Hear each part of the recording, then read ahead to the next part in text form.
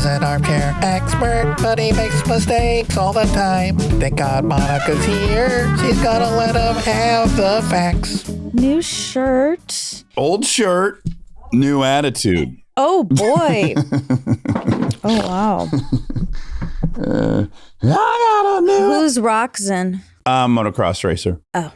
Was that you, Rob? Yeah, that was me. Oh, okay. Did you take a little fall? Almost in the split. Even though you haven't done them before, apparently you can still do them. It's your New Year's resolution. Great segue to talk about Don't Die, that doc, because he was working so tirelessly on his splits, which I guess he had identified as something that was youthful. Yeah. Well, limber. You want to be limber and flexible. That's important. That's why people stretch and stuff. Yeah, it's just such a specific goal, the splits. I can see myself making one like that because a lot of my goals aren't totally logical. Well, remember, it's Max's New Year's resolution. To do the splits. Yeah, and you said, I don't him? think he can because if you don't learn by a certain time. Yeah, I think there's an anatomic reality to all this, but maybe I'm wrong. Not according to Don't Die guy, Brian Johnson. That's nice. You remembered his name. I didn't think I had it, but I do. For people who don't know, it's a doc about a guy who has sold an internet company and has some $400 million or something. Yeah. And is spending $2.5 million a year to reverse his aging and try to live as long as possible. Yeah, he's doing it with this company where they have steps and it's all in. Like, it's wild. His diet, the exercise. It's his whole life. It's just devoted to that. Yeah. And I didn't finish. Oh, you didn't finish? No, I got to a part that was a critical part of the story where I think it explains a lot of his backstory and perhaps what led him here.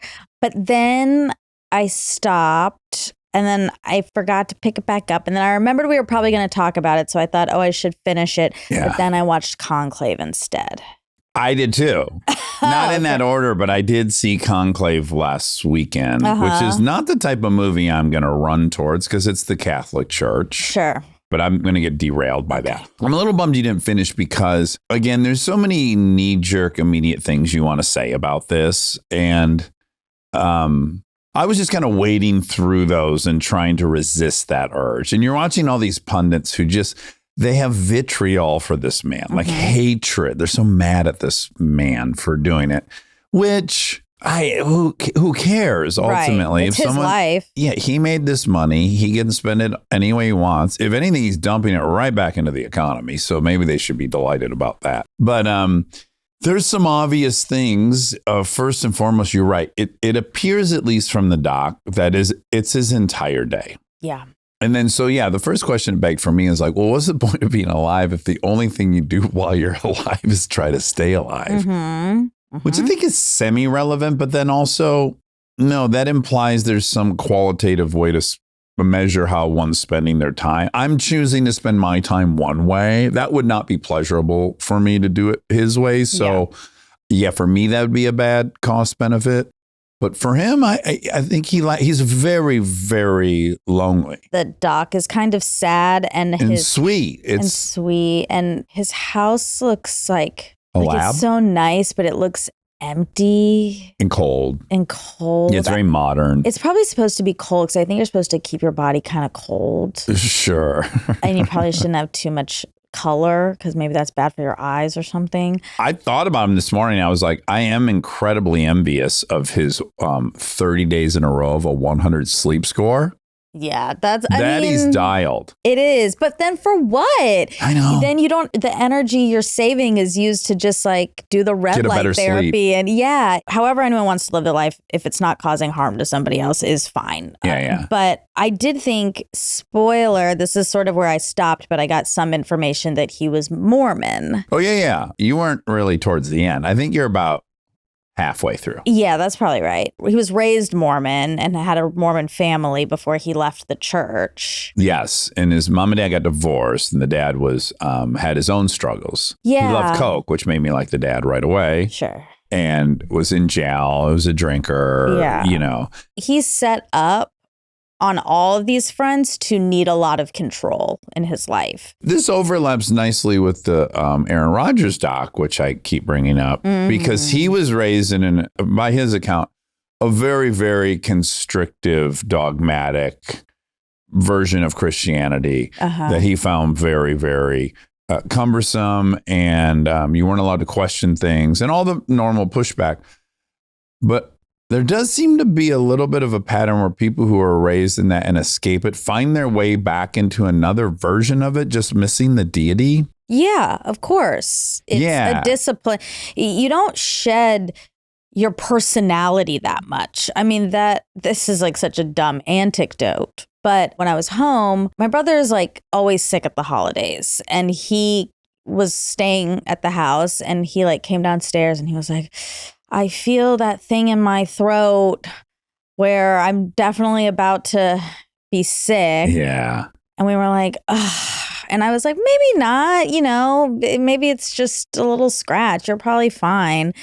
And then he was like, well, I know what this feeling is.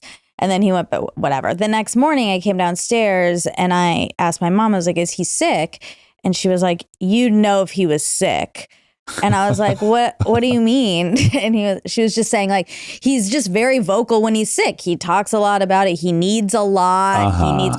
And she said, you have never been like that. You just went to sleep always since you were little. If you were sick, you just went away and just went to sleep. Right. And I was like, I guess I still kind of do that when I'm sick. And she was like, yeah, people don't change that much. Yeah, right. And like a mom can see from day one till whatever. You could do fast math if 365 times 36. That's a biggie. 37. 13,505. Thank you. That's in my it? head. No, it's more than that. 365 times 37? Is only what? 13,505. That seems light. It's not that many. I did it in my head, so I might be wrong. Did it in my head. That's something Aaron Rodgers can do insane amounts of math in his head. Oh, whoa. Yeah, like his one kink is he can square anything real time. You can throw him any number and he can square it, which is cool. That is but cool. at any rate, he has a very militant, and some would applaud, and I have no actual opinion on it, but he's in a 5-day silent room with no light. He's on an ayahuasca trip every few months. He's I didn't know that. if he's not playing football, he is pursuing this spiritual path he's on. Oh. But with a veracity that just feels very still religious. Yeah. And then I, of course, am like, yeah, I don't believe there's a guy in the sky. I understand why you're rejecting that. But then there's also a lot of angles of this ayahuasca thing because you get to see him practice it a lot where it's, to me, it's just as, you got to play drums and do the whole thing and the incense and I'm like, well, you're just out in another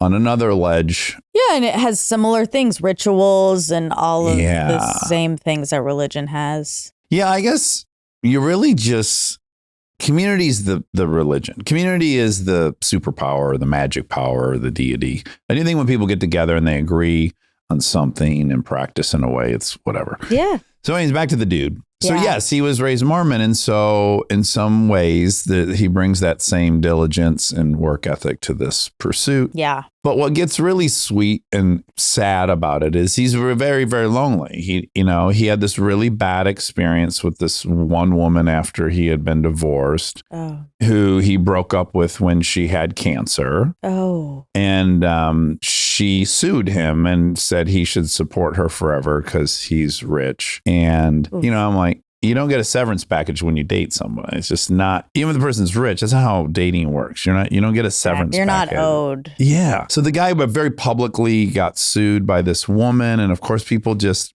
because he's rich, he's the oppressor and she's the oppressed. Yeah. Forget the other stuff. But also because she had cancer. That's tricky I think for anyone to hear that is a little like, you left her during that? Well, again, you assume they left because the person had cancer. Well, no, but the problem is when you leave someone in their time of need, regardless of how bad they are personality. I mean, this gets complicated. It's a bad look. It's a bad look. But you can imagine you've been with someone for a year. You're already on the verge of breaking up, and then they get a cancer diagnosis. So you're just like, I was already out. There's no way I have the capacity to now care for you for 2 years when I was already not wanting to be with you. I don't know. Well, anyways, let's not get hung up with that. He's lonely and he has this boy, and his son and him are so close. And his son also had left the religion. So he's dealing with the same. They can relate on that. And the kid's going to go to college. And you can tell he's really, really scared about losing his buddy. Yeah. And all that's really touching. And by the end, I liked the guy. I guess is what I'm saying. That's nice. Yeah. Yeah. So he does have a company that's helping him, but he's going down to this little, there's a smidgen. It's called like Opportunity Land or something down in Honduras. They've carved out this little Prosperia, I think it's called. Jeez. The government granted this little area on a peninsula and basically total free market everything. There's no FDA. There's a lot of experimental medicine happening down there. There's a lot of like crypto-y weird financial stuff happening. It's just free for all. It's a free for all. Wow. And he goes down there and he gets this gene therapy, which is just not allowed anywhere but Prosperia. So it's like he has got a company and a protocol, but he's going rogue a little. He goes rogue. And when you enter a path like this, I don't know if you can help but go rogue. Because, I'm on the ladder somewhere. Like I'm doing things with the goal of living a long time to see my grandkids. And I'm doing a lot more things than other people do. Yep. And they likely think I'm spending too much time doing that or whatever. Yeah, maybe. And for me, it feels completely normal and it's not taking over my life. And again, I think whatever people are doing for themselves to get through life, if it's not and they're not hurting people, anyone, is fine. I think people, maybe rightly so, maybe not. I don't know. It's a scale of luxury, right? Like this guy gets to, because of his work, he created this thing and he made this money. Yeah. Got divorced over it, worked nonstop. Because of that, he has the luxury to devote his life to living forever. And I think for a lot of people who watch that, they might say like, oh, that's crazy. But there's probably an element of, well, why does he get to devote his time to living forever and I don't? I have grandkids or, I want to live to see my grandkids and I have to work a 9 to 5. I could never do that. And so it just gets hard. I would like to do something very self-serving, but I don't really know how else to get the message out. I desperately need a tattoo artist in LA. Oh. I don't want to fly anywhere. I don't want anyone to have to fly here. I want a good tattoo artist who is open to, this is a total transaction, going in and altering all of my tattoos enough that it is now an original piece of work, and then sign me over the rights to that. And I will pay for that so that I own my art and can go short sleeve in commercials again. Got it. Is someone experiencing cover-ups? Okay. That's a good way of saying it. Experiencing cover-ups. Yeah, if you could hit me in the comments of this episode and I'll find you. But I definitely need to sit down and have someone go through and alter every single thing so I can have my arm back. That was self-serving, but I've been meaning to. I don't know how else to solve that. Yeah. Great. Okay. Anything else? You want any appeals to the audience you want to put out there? You looking for any specialists in any categories? No. Not currently. Conclave. What a movie. Conclave was great. Please see it. I think it's like, a hard sell just based on the genre. It's a Pope movie, kind of. It's really not. It's about the process of electing. Yeah. Is that even the word they electing. use? A Pope. Yeah. And it's so much more complicated and human. It's so human. Yeah. At the end of the day, even though it's supposed to be godly and above us, it's not. It's people making these decisions. There's ambition people want power. and power. The things I liked right away is they are encased in traditions down to the tiniest things, like the way it starts and the way you take the ring off the Pope. And there's a device that already exists. You put the ring in this thing, you chisel off this one piece, and like that instrument exists. And then the wax press, and every single thing has a way of doing it and an order to it, and all these little devices that go along with it. Yeah. I think to add validity and credence to the whole thing. I mean, I think it's very calculated, but there's something I loved about watching all these little weird customs that go along with this whole process. It's really good. Shout out to Tucci. He was phenomenal. Stanley Tucci was in it. Love him so much. Devil Wears Prada, friend of the pod. Yes. Ray Fiennes is good too. Oh my God. He's so good. Can you explain to me why Ralph Fiennes is Ray Fiennes? That still is a big mystery to me. I'm just not sure. Okay, but his name is Ralph Fiennes. Yes. And you pronounce that Ray Fiennes. Yeah. That's a huge mystery to me. Yeah, I guess maybe his parents made that up. I don't know. Because his brother, Joseph. His brother, I think, is Ralph Fiennes, spelled Ray. It's apparently a UK tradition. Is it? Oh, It's it's in the UK like to pronounce Ralph as Rafe.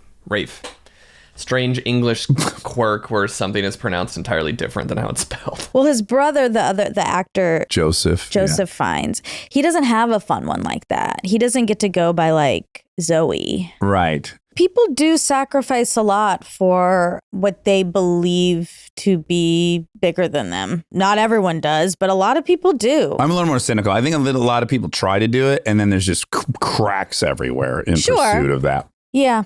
That's probably true. I mean, again, it's back to the don't die. Like, I think that's fine. Like, that's their decision. Yeah. I actually think it's a fairly noble one, whether it's possible or not.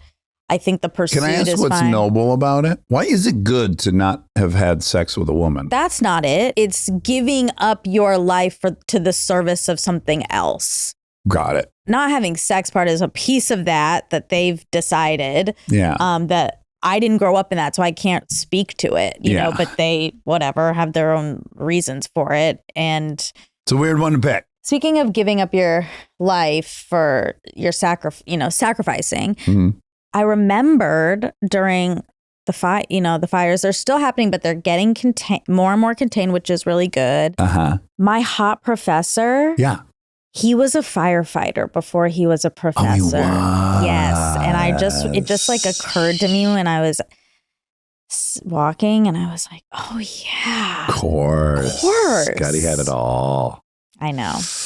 He had the brains, he had the brawn, he had the firefighting skills. He had it all. By the time this airs, I'll have gone to see the Lions play. Oh, fun. Which I'm so excited about. Oh, that's great. Oh, yeah. Yeah. Is it a playoff game? Yeah. Nice. They had a bye week, so they got to sit out the first round of the playoffs, and now we commence. That's very exciting. Yes. They're going to play the Washington Commanders. Commanders, yeah.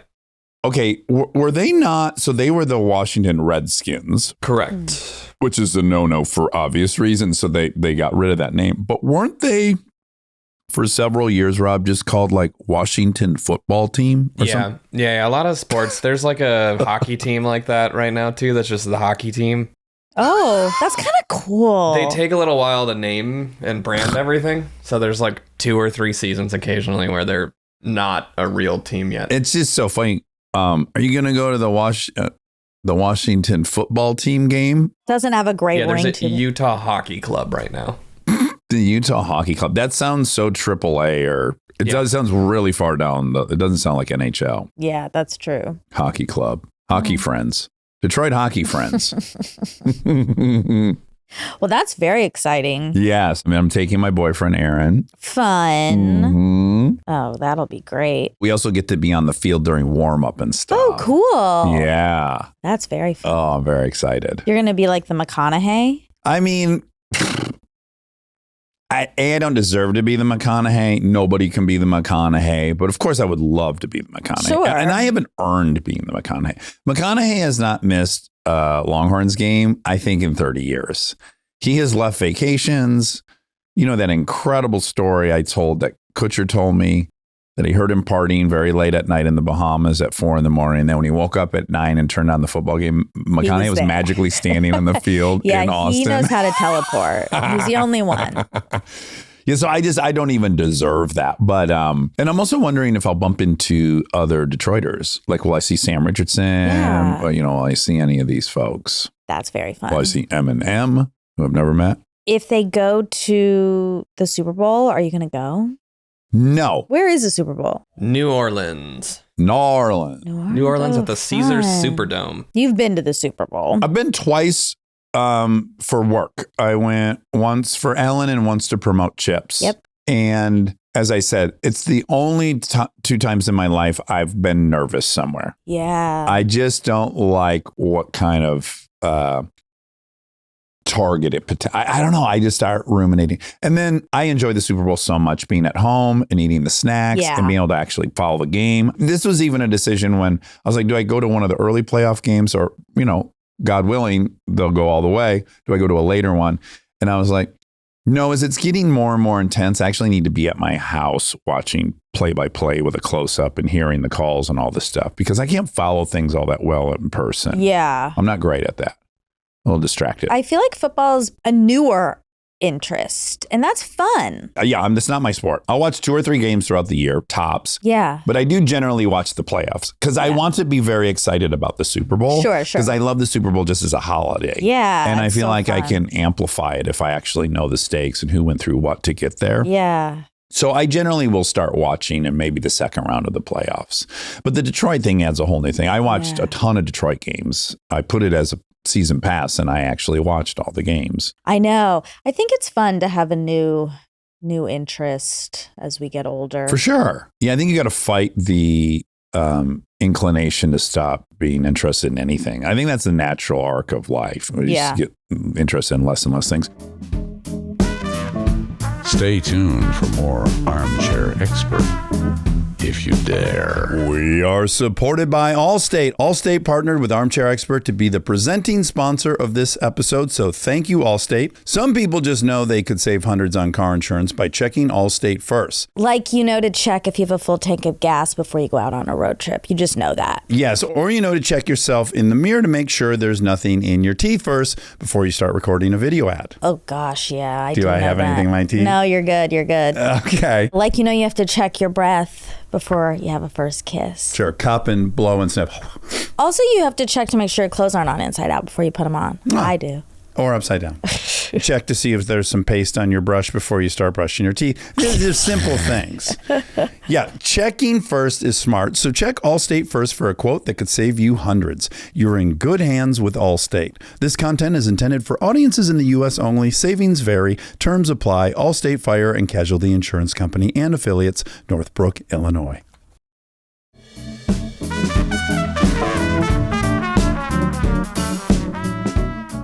Have you seen the coach, Dan Campbell? Dan Campbell's bigger than all of the players. He's an ex-player. Oh, cool. And he just has an enormous head and neck and shoulders. Oh my. And it's really encouraging for your leader to look bigger than the players. Yeah. Like at any moment, he might pad up. I like a coach that knows the game. Walks the walk. Personally. Yeah. Like at Waffle House when they have to work at a Waffle House in order to be the CEO. Oh, they do. Yeah, they you have to serve some time. Yeah, do all the jobs. Break up a couple thousand fights at 2 a.m. Exactly. Okay, JJ Redick, the Lakers coach. Okay. Isn't he? We're putting Rob to the test. The funny thing is, Rob knows fantasy football. Is that fair to say, Rob? Yeah. Like, he doesn't have any coach on his roster I know, in but fantasy, still, so there's no reason for him I to still know. expect you to know all of it. I did win Charlie's League this season. Nice. You had Gibbs, though, right? Yeah. I had Gibbs and a lot of Bengals players. Yeah, so the running back right now for the Detroit Lions is absolutely insanely talented. And he got 4 touchdowns in the Viking games, which was a Lions record. I mean, he is young, very tiny, and unstoppable. That's awesome. Yeah. Okay, I'm right about JJ Redick. He's the head coach of the Lakers. And this is a sad thing, but I didn't know that. And I saw he popped up on my Instagram because he lost his home. Okay. But I was looking at him and I was like, this is the coach? He looks so young. Oh, okay. This is now the age bracket you've entered. Yes. Now Yes. I'm at this point where I'm like, what is going on? But he is 40, which is better. Okay. I thought he was younger than me when I saw, and I got very unnerved. I think you can measure your age in this very predictable way where it's like for a long, long time, all the players are older than you. Then you have a moment in your early 30s where you go, oh, geez, I'm older than all the professional athletes. And that's startling. Yeah. But then you still have the coaches. Yeah. And now I am at the age, Monica, where I am older than quite a few of the NFL coaches, which seems impossible. Growing up, those were all old men. And is part of it also that they are hiring younger? I think they are. They are. Okay. Yeah. Phew. Yeah. Speaking of age, because we were really trying to figure it out while we were watching it. Nate and I had an impromptu dinner last night. Fun. At Morton's, our home base. Mm-hmm. He was saying how much he liked watching the clips of Brolin. Oh. And just how masculine Brolin is. He just kept talking about how could there be anyone more masculine. Then we were talking about No Country for Old Men.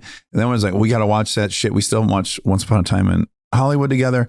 And then I just had this moment of recklessness. And I go, should we go right now and watch No Country on a school night? Wow. And we did. We came back here and we watched No Country for Old Men last night. Sleepover?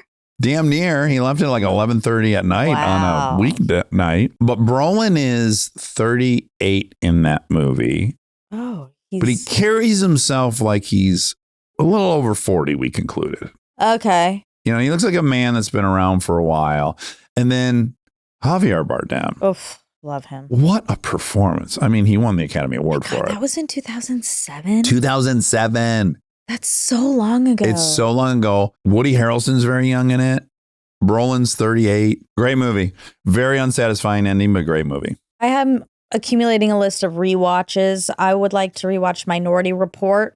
Interesting. Mm-hmm. Okay. Tom Cruise and Spielberg. Yeah. I'm going to watch it tonight. I need to remember to watch it tonight. Well, this is good. We're talking about movies because Adam Scott loves movies. He's a moviephile. A cinephile. A cinephile, yeah. Oh, also, we talked about words that have entered the zeitgeist that people, atelier, things people are saying too much, really. There's a new one. Oh, there is? Yeah, I learned. I learned that elevated is out.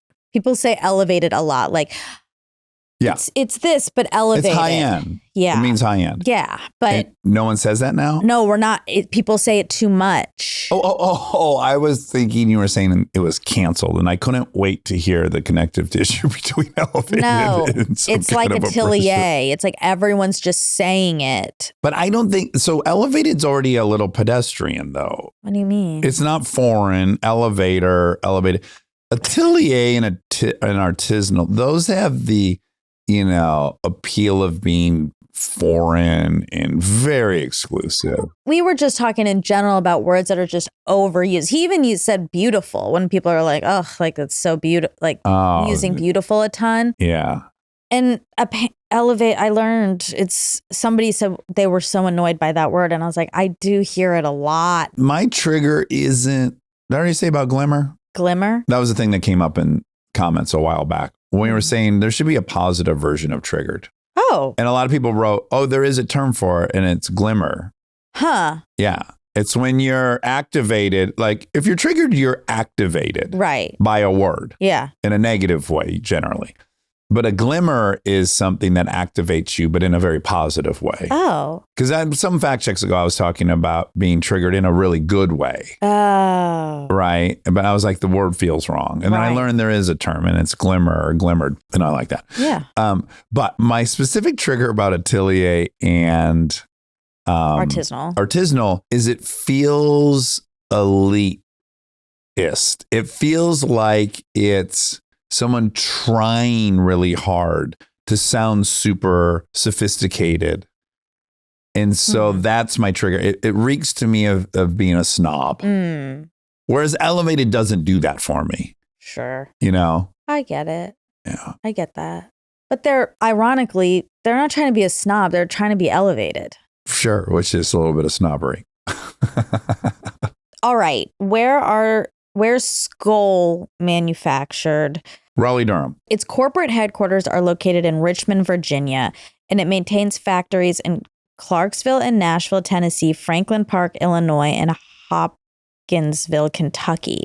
Copenhagen and Skoll are the company's best-selling brands, and each represents more than $1 billion per year in retail sales. This is a little bit tempting for me to get back on chewing tobacco. No. The notion that I could be getting it fresh off the line in Nashville is very tempting. Fresh. Yeah. Minutes old. You could get it minutes old. Brings me back to the time we put the roof on the hot dog and hamburger bun factory in Detroit, and we got to have hot dog buns that came right out of the conveyor belt. And they were one of the most delicious things I've ever had in my life. You can't imagine how good they are a second after they're made. But are they? Or yes. But is it? It's so hard to know what's mental. It's really hard to know. I guess, but then you're kind of getting into placebo effect. Sure. Which is real. Yeah. Remember when we went to the Hawaiian sweet roll factory? King's Hawaiian sweet. And we got them straight off the bell. And what do you think? How did those taste? Of course they taste amazing, but I also know I know what I don't know, and I can't know if that's placebo or not. I mean, hot. One is just that it's hot. But it's like, it's not even set yet. Like the molecules haven't even totally formed. The thing that also made that King's Hawaiian Sweetbread factory tour so awesome is that at this tasting station where we were eating them right off the conveyor belt, there was a block of butter the size of that refrigerator. Know. I've never seen a block of butter that big in my life. It must be what they dump into the mix. And we just had these fucking spades that we were just carving off huge chunks of butter amazing. And slathering it all over. You know, butter sculptures are a thing now. No. Yeah, people are getting into butter sculptures. Oh. And so they should use that big butter and make it into some sort of chisel branded away every part that's not David. Okay, is 27 the age you start going downhill between 25 and 30? Physical peak between 25 and 30. That's not to say you shouldn't keep working on your exercise and your physique. As you said, you've never been in better shape. Yes, I think I'm superior to my 27-year-old. Yeah. 4 7-Eleven chili dogs a day and a 12-pack of beer at night and pack and a half of Camel Lights. But I guess in some ways you were at your physical peak, because now if you did all that, you'd die.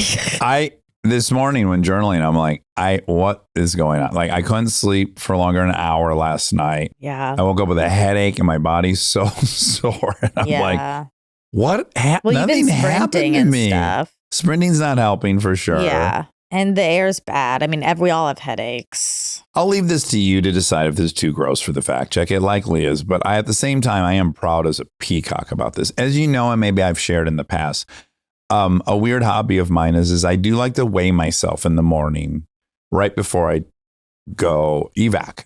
Sure. Because I'm curious. You want to see. I want to know how much that weighs. Yeah. And I have been doing that for a year or two. What's the biggest? It's never above 1.5 pounds. Okay. There are times I look and I go, well, buckle up. This is okay. Okay. Never been more than 1.5 pounds. I swear to God, this was 3 mornings ago. I couldn't even finish journaling. I had to go evac. And it had been, I didn't have a couple good days prior to that. Oh, okay. The first round was robust. Then I was doing some posting, then round. Are you going back and forth, or are you just sitting? I just stay, yeah. Okay. I'm in there for probably 30. I just read that's really, really People bad. hate that, yeah. They're convinced I'm going to get hemorrhoids. Yeah. Which you've had. And they can have a good laugh if I get them, but I haven't yet. I thought you've had them. No, never had a hemorrhoid, thank goodness. You had just an anal had fissure. Anal fissure, yeah. I wouldn't believe this if someone told it to me. I got on the scale. I was 197.8. I was on there for a half hour. It's like an experience I never had in my life. Got on 193.8. No. Yes. Is part of it water, though? No, because I'd already peed a bunch. But did you have very diarrhea? little pee came out. Was there diarrhea? What do we call diarrhea? It was like water. It wasn't water, but it was mud. Then there's water in there.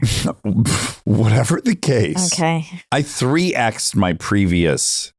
I thought about that every 20 minutes the whole rest of the day. Yeah. It's like hard to compute. 4 pounds.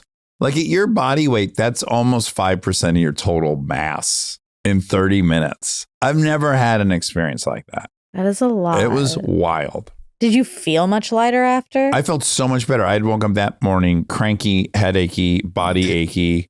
Yeah. Got all the poison out. Yeah, and sure. yeah, I felt good. I did my sprints that day. Were you much faster? There's no way for me to know. I just run as fast as I can. I'm just clicking my clicker. So John Turturro, he said Mac, first movie 1992. Now in the Wondery Plus, I said he was wrong and he's not wrong. Oh, interesting. Yeah. This is really, I actually think speaks to how hard it is to get facts right. No, I actually think if we go back, so I said, he's right.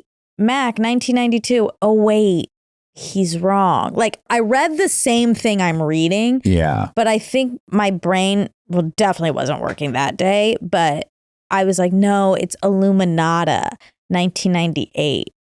So I think in my head, 1998 was before 1992. Okay, but 6 years after. But actually after. Upon reflection. Yeah. So okay. So he's right. He's right. Mac, 1992, first film he directed. I'm not surprised he's right, not because I think you're prone to be wrong, but just he is such a steel trap with these. I agree. I was surprised that he was wrong. And turns out we didn't need to be surprised because he was right. Yeah. What's the name of Nicolas Cage's King Cobra? He has two, Sheba and Moby. Great names. They're really good names for a King Cobra. Yeah. I already can't compute. Let's get some of the animals that live outside to live inside our house. Although I caveat to that.